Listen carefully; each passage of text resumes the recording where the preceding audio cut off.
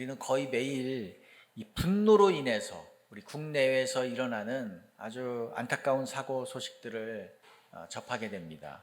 지난주에도 보니까 비행기 안에서 한 아기가 울자 자신이 피해를 받았다라고 하면서 이 부모를 향해서 왜 아기를 낳았느냐, 전세기를 타고 다녀라, 뭐 이런 아주 폭언을 삼은 분이 있었다는 얘기를 들었습니다. 또 근데 또 같은 날에 KTX 열차 안에서도 같은 일이 일어났대요. 아기가 시끄럽다는 이유로 한 승객이 부모를 막 폭언을 하고 또 다른 사람이 말리니까 또 이렇게 폭행을 하는 그런 일이 있어서 경찰에 입건되는 일이 있었다고 합니다. 그렇죠. 분노가 제어되지 않은 것입니다. 그래서 어떤 분들은 우리 사회가 분노 사회다라고 이름을 짓기도 합니다. 자, 이렇게 분노하는 사람들은 각기 다 이유를 얘기합니다. 나는 이 국가나 이 사회가 마음에 들지 않아서 그런 것이다. 이웃이 마음에 들지 않기 때문이다. 가족이 마음에 들지 않아서, 직장이 마음에 들지 않아서 내가 벌을 준 것이다 라고 이야기합니다. 근데 분노는 참 이 불과 같다는 생각을 하게 됩니다. 불이 지나간 자리, 어떤가요? 광경이. 불이 지나간 후에 그 광경을 보면 모든 것이 망가져 버려요.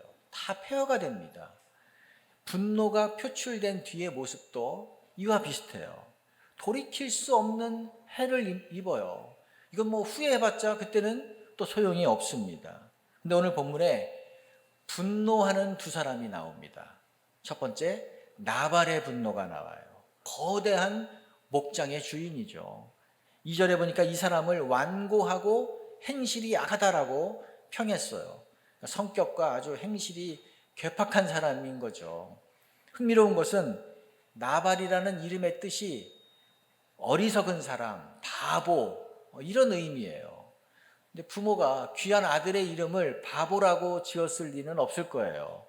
아마 주위 사람들이 이 포악한 행실을 보고 나발이다라고 별명을 지었는데 너무나 별명이 그 사람과 똑같으니까 그냥 모두가 다 그렇게 불렀을 것으로 생각이 됩니다. 근데 이 집에 양털 깎는 날이 됐어요. 이날은 유목민들에게는 축제 중에 축제입니다.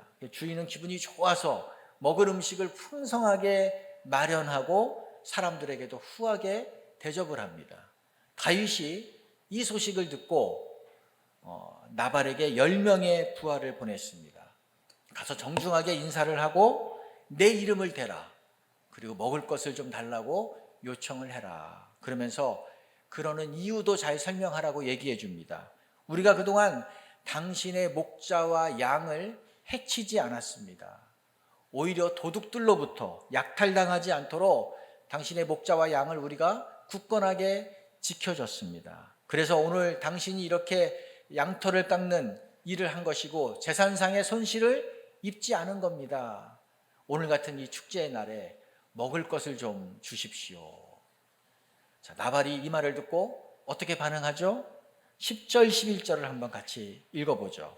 나발이 다윗의 사환들에게 대답하여 이르되 다윗은 누구며 이새의 아들들은 누구냐? 요즘에 각기 주인에게서 억지로 떠나는 종이 많도다. 내가 어찌 내 떡과 물과 내 양털 깎는 자를 위하여 잡은 고기를 가져다가 어디서 왔는지도 알지 못하는 자들에게 주겠느냐 한지라. 이게 무슨 말인가요? 나는 다윗을 모른다는 거예요. 이새의 아들이 누군지도 내가 모르는데 왜 내 피 같은 이 빵, 내 피 같은 고기를 그들에게 줄 수 있느냐 내쫓았습니다. 그래서 다윗의 부하들은 아무것도 얻지 못하고 수모만 당한 거예요. 다윗은 집에서 이 부하들이 먹을 것을 잔뜩 싣고 올 것을 기대하면서 부푼 꿈을 가지고 있었는데 빈손으로 돌아오는 거예요. 게다가 능욕까지 받았다라는 얘기를 듣고 분노합니다. 21절에 보면 내가 지금까지 광야에서 나발의 양떼를 지켜주었는데 그래서 그들이 손실을 발생하지 않도록 해주었는데 이 모든 수고가 다 헛되도다, 헛것이었다. 나의 선을 악으로 갚는구나. 내일 아침까지 나발에게 속한 모든 남자들이 단 한 명이라도 살려준다면 하나님께서 내게 벌을 내리실 것이다. 맹세를 해요. 그리고 400명의 이 정예 부대원들을 뽑아서 출동 명령을 내리고 자기도 칼을 차고 나발의 가문을 없애겠다고 출정을 떠납니다. 여러분, 나발이 왜 이렇게 분노했을까요? 우리가 먼저 나발의 분노한 원인을 봐야 되는데 왜 이렇게 나발이 분노했을까요? 나발은 다윗이 보내서 왔다라는 얘기를 듣고 코웃음을 칩니다. 아니, 내가 다윗에게 경호를 맡아달라고 부탁을 한 적도 없고 우리 양떼를 지켜달라고 무슨 계약을 맺은 것도 없기 때문에 물론 뭔가를 줘야만 하는 법적인 의무는 없죠. 그럴지라도 나그네를 환대하는 것, 접대하는 것, 이건 이 당시에 보편적인 문화였습니다. 또 다윗이 과도한 요구를 한 것이 아니에요. 8절에 보면 내 손에 있는 대로 주기를 원한다라고 얘기했어요. 무슨 말인가요? 당신이 줄 수 있을 만큼만 우리에게 달라. 당신이 여력이 되는 한에서 먹을 것을 달라라고 얘기한 것입니다. 그런데도 나발은 다윗을 조롱합니다. 무슨 자릿세 뜯어가는 이런 시정잡배 취급을 해버렸어요. 이런 나발의 언행에 교만이 배어 있는 것을 우리가 느낄 수 있습니다. 뭐가 배어 있다고요? 교만이 배어 있어요. 돈 좀 가지고 있다고 자기를 왕처럼 생각합니다. 마음대로 하고 있어요. 자기보다 약한 사람, 돈이 없는 사람을 마음껏 무시합니다. 또 이 교만한 사람의 특징 중에 하나는 다른 사람의 말을 듣지 않는다는 거예요. 17절에 보면 나발의 종들이 나발에 대해서 이렇게 말합니다. 주인은 불량한 사람이다. 더불어 말할 수가 없나이다. 말이 안 통한다는 거예요. 말을 듣지 않기 때문에 무슨 말을 해도 대화가 되지 않는다. 이렇게 종들이 평가를 내렸습니다. 여러분, 이런 교만한 나발의 운명이 어떻게 되죠? 다윗과 부하들이 이제 곧 도착할 거예요. 그럼 어떻게 됩니까? 진멸되는 거예요. 온 집안이.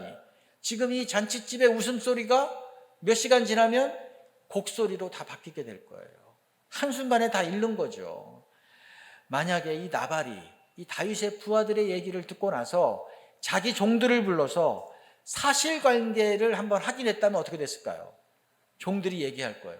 저들은 우리에게 은혜를 베풀어 준 사람들입니다. 반드시 도와야 합니다. 이렇게 얘기했겠죠. 만약에 그 지혜로운 자기 아내에게 내가 이런 요청을 받았는데 이거 어떻게 하면 좋을까? 물었다면 어떻게 됐을까요? 사랑하는 여보, 다윗이 이 우리 근방에 사는 동안 모든 것을 다 책임지겠다고 여러분 얘기해 주십시오. 저들은 그럴 만한 가치가 있는 분들입니다. 그렇게 얘기했을 것입니다. 그런데 교만한 사람은 이렇게 못해요. 이런 걸 잘 안 합니다.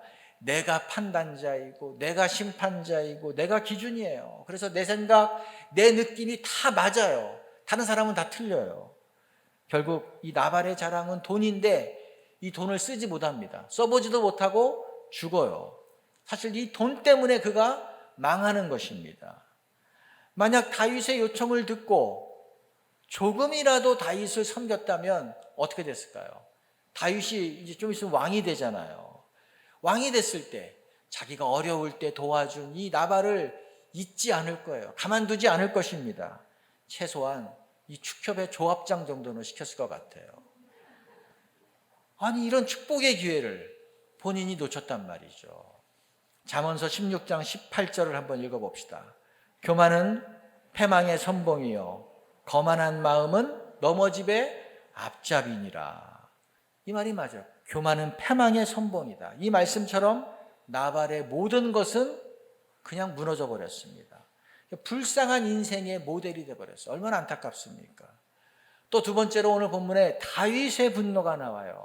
24장에 보면 다윗은 지난주에 우리가 사울을 쉽게 죽일 수 있는 그런 상황에 다윗이 있었는데 절제를 했습니다.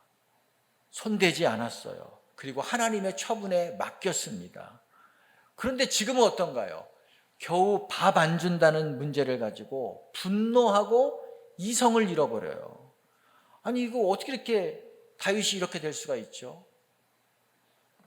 여러 가지 이유가 있겠지만 첫 번째는 지나친 부담감이 있었던 것 같아요. 다윗의 부하가 몇 명입니까? 600명이에요. 이게 가족들까지 합하면 2,000명은 훨씬 넘는 거대한 집단이 됐습니다. 근데 지금 이 광야에서 도망 다니고 있으니까 경제 생활을 할 수가 없잖아요. 리더로서 이들을 다 먹여 살려야 된다라고 하는 그 책임감, 못 먹이면 어떡하지라고 하는 그 심리적인 압박감이 늘 다윗에게 있었던 것 같아요. 그렇기 때문에 나발 같은 부유한 사람을 통해서 양식을 공급받아야 되는데 지금 믿었던 그 계획이 막혀버린 거예요. 이 위기를 벗어날 방법도 없어요. 그러다 보니까 스스로 무력감에 빠지고 두려움이 몰려왔고 그것이 발전해서 살인 계획으로 분노가 그냥 폭발한 것으로 나타난 것입니다. 이 사람이 물질적으로 쪼들리거나 또 정서적인 여유가 없으면 극도로 예민해집니다. 민감해져요. 이것이 또 이어지면 영적인 침체로 와요. 그래서 아주 사소한 일에 와르르 무너진다고요. 다윗이 무너진 것 아주 사소한 일이잖아요. 밤 요청을 거부당했다고 그 자기가 그냥 민간인을 그렇게 죽일 필요가 있는 건가요? 그런데도 불구하고 민간인 죽이는데 막 400명의 군인을 동원해서 가는 일을 감행을 합니다. 어처구니 없는 일이죠. 우리 그리스도인들도 마찬가지예요. 우리가 무너지는 것 대단한 죄가 아니에요. 아주 작은 영역에서 무너집니다. 아주 작은 것, 때로는 어떤 문자 한 통을 받고 주체를 못하기도 하고, 누가 나를 쳐다보는데 얼굴 표정이 안 좋았다, 이거 가지고서 너무너무 신음하고, 또 무슨 말 한마디 들은 거 가지고 걸려 넘어지고 폭발을 합니다. 나발의 태도와 나발의 그 말에 문제가 있었죠. 많이 있었죠. 그러나 다윗의 상태가 좋지 않으니까, 자신의 상태가 좋지 않으니까 똑같이 감정적으로 응한 것입니다. 무명의 농부를 복수하는 일, 아무런 실익도 없고 아무런 명분도 없고 가치도 없는 일에 자기의 모든 걸 다 걸어버렸어요. 결과는 어떤가요? 뻔하죠. 다윗도 다 잃어버릴 위기에 놓입니다. 10년 공들여서 쌓아온 그 탑이 그냥 10분 만에 다 무너질 상황에 처해버렸습니다. 이게 바로 분노가 가진 파괴력이에요. 분노의 무서운 힘입니다. 에베소서 4장 26절을 읽어볼까요? 분을 내어도 죄를 짓지 말며 해가 지도록 분을 품지 말고. 분노 자체는 자연스러운 감정인데 분을 내어도 뭐 하지 마라 그랬어요? 죄를 짓지 말라 그랬어요. 분노를 방치하면 이게 죄로 흘러가는 거예요. 죄로 넘어갑니다. 그러면 우리가 어떻게 이 분노를 다스릴 수 있을까요? 진짜 이유가 있단 말이에요. 그 진짜 이유를 알아야 돼요. 사람은 대부분 자기가 분노하는 것에 대해서는 정당하다라고 얘기해요. 나는 정당한 일을 지금 하고 있는 것이다 라고 얘기합니다. 정말 그럴까요? 우리 어린애들 둘만 모이면 늘 다투잖아요. 화내고 다툽니다. 그래서 그런 투덜대는 아이에게 너 왜 화를 내고 왜 힘드니? 물어보면 옆에 있는 애를 가리키며 쟤 때문에 그렇다는 거예요. 제가 나를 밀쳤다, 제가 나를 때렸다 그렇게 얘기해요. 그래서 내가 화가 났다는 거예요. 그 애를 붙잡고 아니 왜 얘를 화나게 했느냐 그렇게 물어보면 아니래요. 쟤 때문에 그렇대요. 내가 가지고 있는 것을 뺏어 갖고 나를 힘들게 했고 누구 잘못이에요? 사실은 둘 다 똑같은 거예요. 상대방 때문에 화를 냈다고 하지만 사실은 내가 화를 내기로 결정한 겁니다. 내가 결정한 거예요. 똑같은 말을 들어도 어떤 사람은 아무렇지도 않은데 한 사람은 너무 힘들어 죽겠어요. 똑같은 일을 당해도 다른 사람은 괜찮은데 나만 아주 괴롭고 힘들 때가 있단 말이죠. 왜 그래요? 나에게 원인이 있어요. 내 안에. 다윗의 경우는 해결되지 않은 어떤 정서적인 문제가 있었던 것 같아요. 다윗이 우리가 아까도 얘기했듯이 사울 때문에 받은 시련, 고통 지금도 진행 중이잖아요. 10년 동안 지금 이 어려움을 당하고 있어요. 상상을 초월하는 핍박을 당하고 있습니다. 그런데도 인내하고 있단 말이에요. 나발이 지금 다윗에게 한 것과는 비교할 수도 없잖아요. 그런데 사울에게는 분노를 한 번도 하지 않았어요. 근데 이 나발에게는 왜 이렇게 분노를 하나요? 나발이 다윗을 죽이려고 한 것도 아니에요. 나발이 다윗의 재산을 뺏어간 것도 아닙니다. 그런데도 과민하게 과도하게 반응하고 있어요. 이것은 다윗의 과거와 뭔가 연관이 있다라는 생각이 듭니다. 다윗이 어릴 때 어땠나요? 어릴 때부터 무시당하고 살았어요. 아버지조차도 다윗을 중요하게 여기지 않았단 말이죠. 사무엘이 아들들 다 데려와라 그랬을 때 다윗만 쏙 빼고 7명의 아들들만 사무엘에게 보여줬습니다. 다윗이 그거 알잖아요. 형들도 다윗을 하찮게 여기고 늘 구박만 하고 깎아내리기만 했습니다. 전쟁터에 면회를 간 자기 동생을 환영한 것이 아니라 꾸짖잖아요. 혼내잖아요. 어린 시절에 이렇게 존중받지 못한 것이, 무시당했던 것이 이 해결되지 않고 마음의 깊은 곳에 이 뭔가 상처로 남아 있었던 것 같습니다. 만약 다윗이 따뜻한 환경에서 사랑을 충분히 받고 자랐다면 나발이 이렇게 막말을 했고 또 자기를 무슨 거짓 취급했을지라도 지금처럼 심각하게 반응하지 않았을 거예요. 아유, 저 인간 저 이름처럼 정말 나발이네. 아우, 저 말하는 것도 어떻게 저렇게 고약한 말을 할 수가 있지. 야, 참 불쌍한 인생이다. 뭐 이러고 그냥 넘어갈 수 있단 말이에요. 그런데 이 나발의 그 한마디 말이 날카로운 칼과 같이 다윗의 심장을 뚫고 들어왔습니다.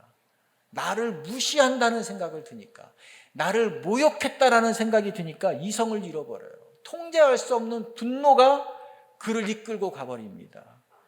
다윗이 만약에 자신의 이런 깊은 정서적인 문제를 알았다라면 이렇게 반응하지 않았을 거예요. 우리도 그래서 우리 자신을 잘 알아야 돼요. 누가 나에게 분노케 했다가 아니라 내가 왜 이렇게 분노하는가를 알아야 됩니다.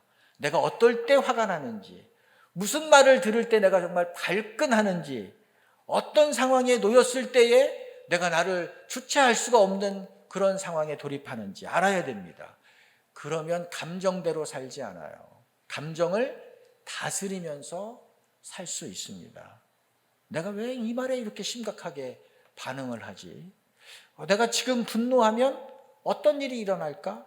나에게 어떤 영향을 미칠까? 한번 생각하게 된단 말입니다. 자, 이것을 위해서 여러 가지 방법이 있지만 나의 감정 일지, 감정 일기 이런 것을 쓰는 것도 도움이 됩니다. 내가 언제 화가 났는지를 기록하는 거예요.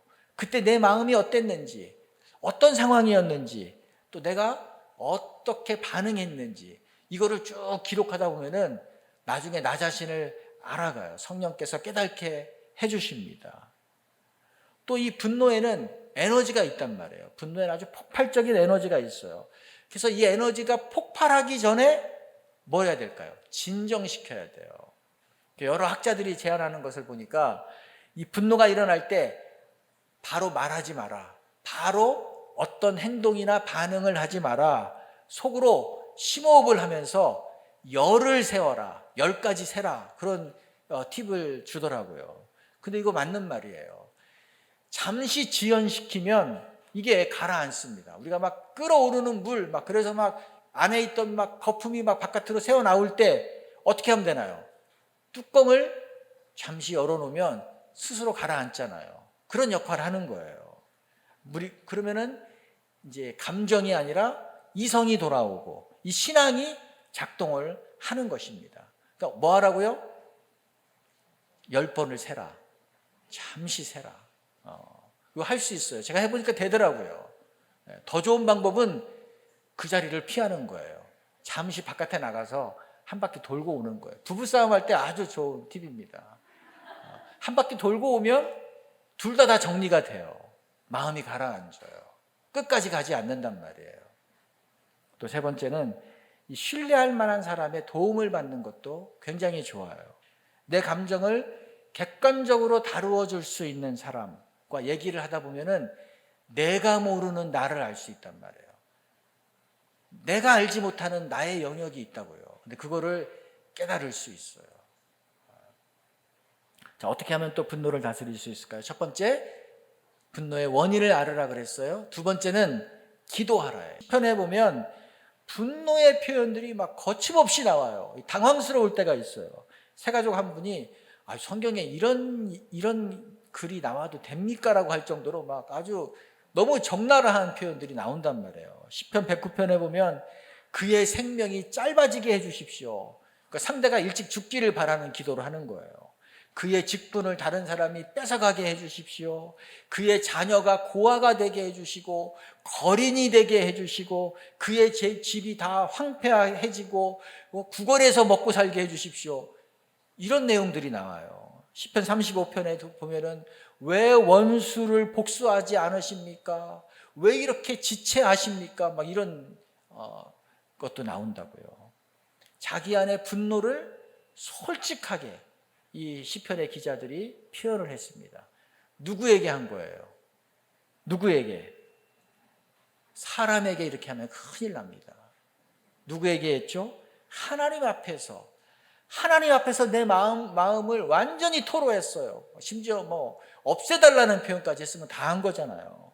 자기의 억울함, 자기의 불평, 자기의 아픔, 자기의 상처, 서운함을 솔직하게 하나님께 기도했단 말이에요. 왜 이렇게 할 수 있습니까? 하나님은 힘들어하고 있는 나를 외면하지 않는 분이라는 것을 알기 때문이죠. 하나님은 나를 도와줄 수 있는 모든 자원을 가지고 계신 분이에요. 하나님은 나를 돌보시고 위로하시는 분이기 때문에 이렇게 하는 것입니다. 이렇게 하면 다른 사람에게 쏟아 놓아야 될 감정을 그 사람에게 쏟아 버리지 않게 됩니다. 왜? 이미 하나님 앞에 쏟아놨기 때문에 사람에게 그 감정이 나가지 않아요. 다른 사람을 내 감정의 쓰레기통으로 삼지 않는단 말이죠. 그렇게 되면 다 망하는 길인데 예방하는 거예요. 먼저 하나님께 나아가서 내 마음을 쏟아 놓으면 고통으로 시작했지만 마지막은 하나님이 찬양으로 바꿔주세요. 기쁨으로 바꿔주세요. 이게 시편의 전형적인 패턴입니다. 고통으로 나아갔다가 나중에는 찬양으로 끝나잖아요. 그를 용서해달라는 것으로 끝나잖아요. 하나님 감사합니다로 끝나요. 이게 바로 분노를 다스릴 수 있는 하나의 방법입니다. 우리는 하나님이 왜 나에게 이렇게 분노할 수밖에 없는 환경을 주시고 사람을 주시고 또 이런 아픔을 주시고 슬픔을 주시는지 사실은 모릅니다. 아무리 찾으려고 해도 답이 안 나와요. 하지만 우리는 하나님이신 예수님이 이 땅에서 어떻게 사셨는지를 분명히 알고 있어요. 예수님이 어떻게 사셨습니까? 우리가 지금 당하고 있는 고통, 고난, 견디기 힘들 만큼 어렵지만 그것과 비교할 수 없는 아픔을 예수님이 이 땅에서 당하셨다고요. 가난한 집에서 태어나셨죠. 연약한 인간으로 태어나셨어요. 오해받았고 버림받았고 배반당했고 수치당했고 몸서리 쳐지는 고문을 받았고 아무런 죄가 없으신 분이 사형 선고를 받고 십자가에 죽기까지 하셨어요. 그래서 우리가 이 땅에서 당하고 있는 고통이 어떤 건지 예수님이 다 아세요. 뿐만 아니라 우리와 함께 그 고통을 짊어지고 가시는 분이십니다. 그러므로 화가 나고 억울할 때 어떻게 해야 돼요? 예수님이라면 어떻게 하셨을까? 지금 이 상황에서 예수님이라면 어떻게 하셨을까? 지금 이 상황에서 예수님은 나에게 뭐라고 하실까? 이거를 생각하는 겁니다. 굉장히 중요해요. 이거를 물어보, 주님은 어떻게 생각하십니까? 묻는 거예요. 이렇게 하면 어떻게 될까요? 그래, 예수님도 비난받으셨는데, 예수님도 억울함 당하셨는데, 예수님도 수많은 욕을 얻어먹으셨는데 그럼 나도 받을 수 있지. 나도 당할 수 있지. 이렇게 마음이 바뀌게 돼요. 예수님은 더한 것도 참으셨는데 나도 참고 견뎌야지. 인내해야지. 나도 한번 해봐야겠다. 이런 생각이 든다니까요. 마음이 바뀌게 돼요. 조금 더 지나면 내가 욕먹는 것은 당연하다. 내가 억울한 것은 당연하다. 이 단계로 넘어가게 됩니다. 저도 이렇게 돌아보면 비난받지 않았던 시기가 한 번도 없어요. 그런 때가 없습니다. 오해받지 않았던 시기가 없어요. 앞으로도 없을 거예요. 그거 당연하게 받아들이며 사는 거예요. 오래전에 같이 좀 사역했던 우리 목사님이 이제 우리 교회를 방문하셔서 대화하는데 그분이 이런 말씀하시더라고요. 내가 수석 목사를 해보니까 목사님 생각이 너무 많이 났습니다. 내 생각이 왜 났냐? 그랬더니 아래에서 위에서 옆에서 이것이 욕먹는 자리구나, 이게 시기가 있고 불평이 있고 뭐 정치가 있는 자리구나 하는 것을 그전에는 몰랐는데 해보니까 알겠더래요. 그러면서 우리 목사님 어떻게 하셨지? 뭐 그런 생각이 났다는 거예요. 보니까 이 사모님이 너무 스트레스를 받으셔가지고 옆에 보고 있는데도 이분이 그냥 뭐 공황도 오시고 뭐 몸에 아주 질병으로 나타나셨더라고요. 큰 어려움을 잘 또 지나셨더라고요. 목사님은 어떻게 하셨어요? 그 묻길래 당연하게 생각했지 그랬습니다. 당연한 일이죠. 그거 당연한 일이다라고 생각하며 지났습니다. 우리 작년에 노희동 지사님이 그런 말씀을 하셨어요. 회사에서 진급이 될수록 월급을 많이 주는 이유가 무엇인가? 욕값이다 그러더라고요. 위로 올라갈수록 욕을 많이 먹기 때문에 욕값으로 주는 거래요. 더 많이 주는 거래요. 그래서 그 참 재밌는 표현이다라는 생각을 한 적이 있었습니다. 그래요. 믿음이 뭡니까? 어떤 상황에서도 먼저 누구를 생각하는 것? 예수님을 생각하는 거예요. 그리고 그 예수님을 따라가는 겁니다. 마지막 네 번째, 분노를 어떻게 하면 이길 수 있는가? 사단이 틈타지 못하게 하라. 다윗에게 기름을 붓습니다. 네가 앞으로 왕이 될 사람인데 저런 하찮은 저 나발 같은 저 일개 목자에게 네가 이런 수모를 당해서야 되겠느냐? 네가 저런 인간에게 네가 무시를 당해서야 되겠느냐? 여기서 네가 참으면 저런 사람은 더 날뛰고 너를 더 업신여길 거야. 하나님은 지금 이 일에 관심 없으셔. 하나님은 이 일을 해결하려고도 안 하셔. 하나님 기다리다 늦어. 이거 정당한 일이니까 네가 처리해. 지금 당장 네가 가서 해결하고 와. 얼마나 너무 달콤한 말이잖아요. 너무 자기의 마음에 딱 와닿는 말이란 말이에요. 다윗이 뒤도 안 돌아보고 부하들에게 칼을 차라 하고서 행동으로 옮기잖아요. 아비가일이 이 다윗을 막아서지 않았다면 사단이 기뻐하는 이 잔치가 벌어지는 거예요. 여러분, 우리가 영적인 조금 이 침체에 빠질 때 이 사단의 소리에 쉽게 넘어갑니다. 사단의 소리가 크게 들려요. 내가 영적인 침체에 빠져 있으면. 또 내 마음의 짐이 무겁고 어떤 질병에 오랫동안 노출되어 있거나 또 물질적인 어려움에 처해 있으면 역시 또 이 사단의 유혹이 강렬하게 다가옵니다. 그러므로 우리가 분별해야 돼요. 뭐가 행동하고 움직이기 전에 멈추어서 생각해야 됩니다. 이것이 하나님으로부터 온 것인지, 이것이 악한 사단의 충동은 아닌지를 생각해야 된다는 거예요. 내가 지금 하려고 하는 이 말, 내가 지금 하고 싶은 이 행동이 누구를 유익하게 하는 일인가를 생각하는 것입니다. 하나님이 기뻐하시는가? 내가 이렇게 하면 상대가 유익을 얻는가? 우리 공동체가 유익해지는가? 이것으로 말미암아 사단이 틈을 타는 통로가 되는 것은 아닐까? 왜냐하면 사단이 하는 일을 시키면, 사단이 하는 일은 우리가 늘 표현하듯이 목욕물과 함께 아이를 버리는 그런 일이거든요. 목욕물이 더럽다고 아이까지 버려서야 되겠습니까? 사단은 비본질적인 일에 목숨을 걸게 만들어요. 비본질적인 것 때문에 본질을 버리도록 만든단 말이죠. 그래서 우리가 분별해야만 되는 것입니다.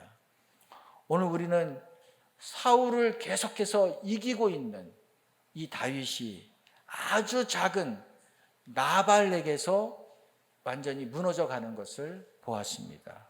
무엇 때문이에요? 분노를 다스리지 못한 결과입니다. 이 분노를 넘어서야 돼요. 그러기 위해서는 내 안에 원인이 무엇인가를 하나님 앞에서 우리가 찾아야 되고 기도해야 되고 늘 예수님을 생각하고 또 사단의 틈을 타지 않도록 분별하는 일이 필요한 것입니다. 이러한 여러분 되시기를 바랍니다. 또 이러한 우리 교회 되기를 축복합니다. 같이 기도하겠습니다. 오늘 우리는 분노에 휩싸인 나발과 다윗을 보았습니다. 다 분노할 만한 이유가 있었어요. 하지만 그 결과는 너무나 참혹했습니다. 나발은 그의 자랑이었던 재물과 생명이 한순간에 다 날아갔습니다.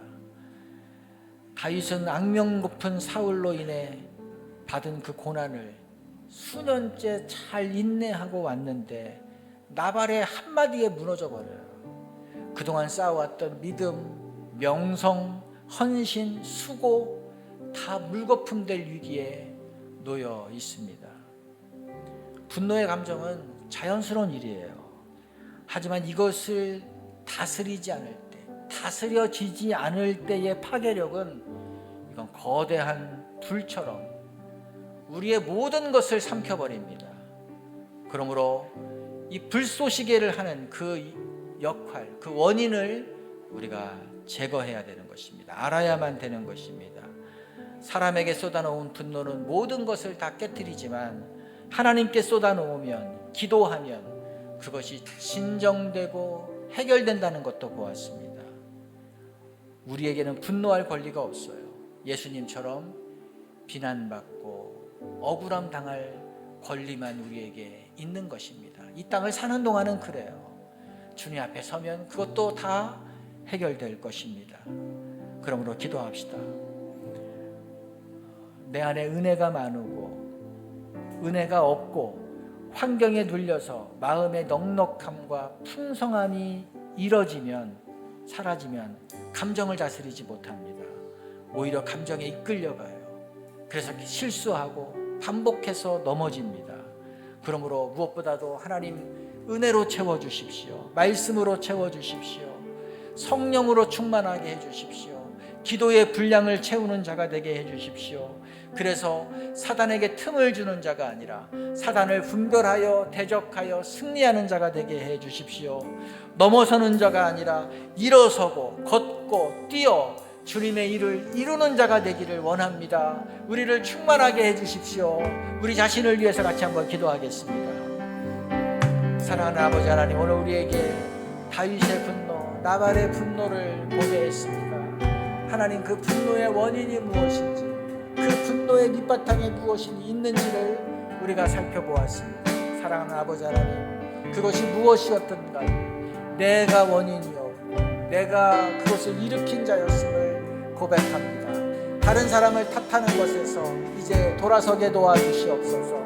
다른 사람이 한 것이 아니라 내가 감정적으로 반응했음을 인정하고 이제 이것을 넘어설 수 있도록 주님의 도움을 구하는 저희들이 되기를 원합니다. 하나님, 우리 마음 깊숙한 곳에서 아직도 해결되지 않은, 아직도 다루어지지 않은, 아직도 빛 가운데로 나아오지 않은 감정들이 있습니다. 정서들이 있습니다. 상처들이 있습니다. 하나님, 이것이 드러나기를 원합니다. 이것이 주님의 사랑으로 덮어지기를 원합니다. 회복되기를 원합니다. 그것이 암적인 것과 같이 늘 우리를 자극하고 우리를 넘어지게 되는 것이 아니라 이제 그 근원이 제거되는 역사를 우리 가운데 내려 주시옵소서. 기도하게 하십시오. 우리의 의로 나아가지 않도록 도와주시고, 우리의 감정이 아니라, 우리의 감정을 사람에게 쏟는 것이 아니라 우리의 감정을 하나님께 내어드리는 성숙한 믿음이 되게 도와주시옵소서. 주님 앞에 우리의 감정을 내어놓는 것을 두려워하지 않게 도와주시고, 하나님, 그럴 때마다 주님께서 위로하여 주시고 치유해 주시는 역사를 경험시켜 주시옵소서. 예수님을 생각하기 원합니다. 하나님, 내가 억울한 것을 보지 않게 도와주시고 내가 당한 것을 섭섭해하지 않게 도와주시고 나보다 100배 1000배의 고난을 묵묵하게 당하신 그 예수님 앞에 예수님을 생각하면서 우리가 엎드리게 하여 주시옵소서. 주님이 고난당하신 것처럼 내가 이 땅에서 고난당하는 것을 당연하게 여기고 그것을 감당하며 인내하며 나아가는 믿음의 용기를 내려 주시기를 원합니다. 하나님, 우리 모든 성도들이 그렇게 반응하게 도와주시고 우리 공동체가 그렇게 되게 도와주시어서 사단의 괴계에 흔들리는 자가 아니라 사단을 딛고 넘어서서 하나님의 이김과 하나님의 역사를 끊임없이 생산하며 이루어 드리는 그런 복된 교회 되게 하여 주시옵소서.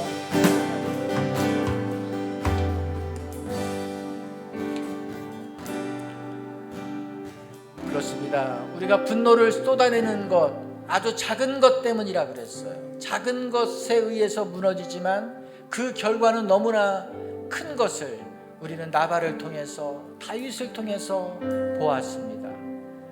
성령으로 충만하지 않으면 늘 우리는 이 안에서 요동하는 폭발하려고 하는 그런 화산이 있는 것과 같은 삶을 살게 됩니다. 그러므로 성령의 충만함, 주님으로 가득한 것, 예수님으로 가득한 것이 우리가 이기는 비결일 것입니다. 그래서 우리의 마음의 결단을 찬양으로 부릅시다.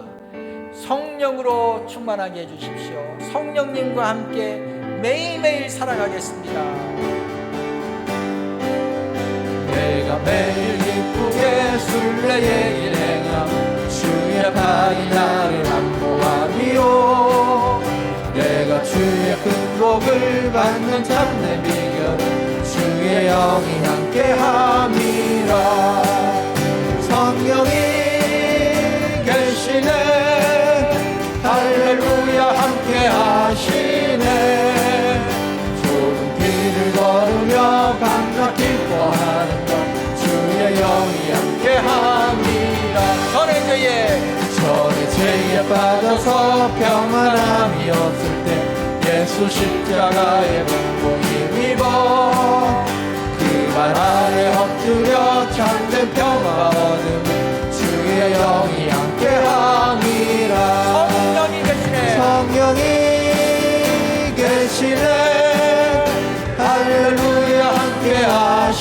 함께하시네 좁은 길을 걸으며 밤낮 기뻐하는 것 주의 영이 함께함이라 세상 모든 욕망과 나의 모든 종교는 십자가의 이미 옷을 박았네 어두운 밤이 지나고 무거운 짐 벗으니 주의 영이 함께함이라 성령이 계시네 할렐루야 함께하시네 좋은 길을 걸으며 밤낮 기뻐하는 것 주의 영이 함께함이라 성령이 계시네 할렐루야 함께하시네 좋은 길을 걸으며 밤낮 기뻐하는 것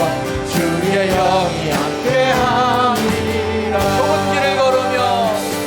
좁은 길을 걸으며 밤낮 기뻐하는 것 주의 영이 함께함이라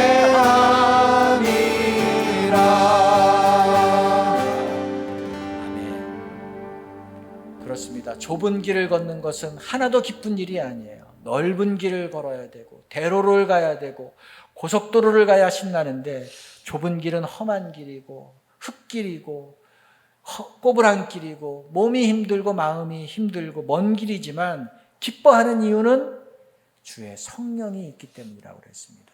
그래요. 우리 환경이 어떨지라도 주님이 우리 안에 계시고 그 성령이 우리 안에 충만하면 우리는 어떤 길도 기쁨으로 걸어갈 수 있는 줄로 믿습니다. 은혜로우신 주님, 우리는 잠시라도 방심하면 육체의 본성이 이끄는 대로 생각하고 말하고 행동합니다. 하나님의 주인 되심을 잃어버리고 내가 하고 싶은 대로 살아가는 것이 저희임을 고백합니다.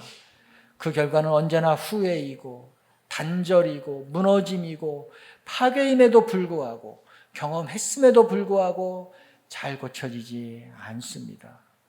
우리 힘으로 할 수 없음을 고백하오니 성령님 다시 한번 우리를 다스려 주시옵소서. 생각을 다스려 주시고 우리의 마음대로 하려고 하는 발을 제어해 주시고 입술에 파수꾼을 세워주시며 들어야 할 것만을 선별해서 듣는 분별력, 듣는 귀를 허락하여 주시옵소서. 그리하여 마지막에 실패하는 자가 아니라 끝까지 견고하여 흔들리지 않고 주의 일에 힘쓰므로 부르심을 완성하는 우리 성도들 되게 해 주십시오. 이러한 교회 되게 해 주시옵소서. 성부와 성자와 성령의 은혜가 분노를 다스리는 삶을 살기로 결단한 성도들 위에 영원히 함께하기를 예수님의 이름으로 축원드립니다.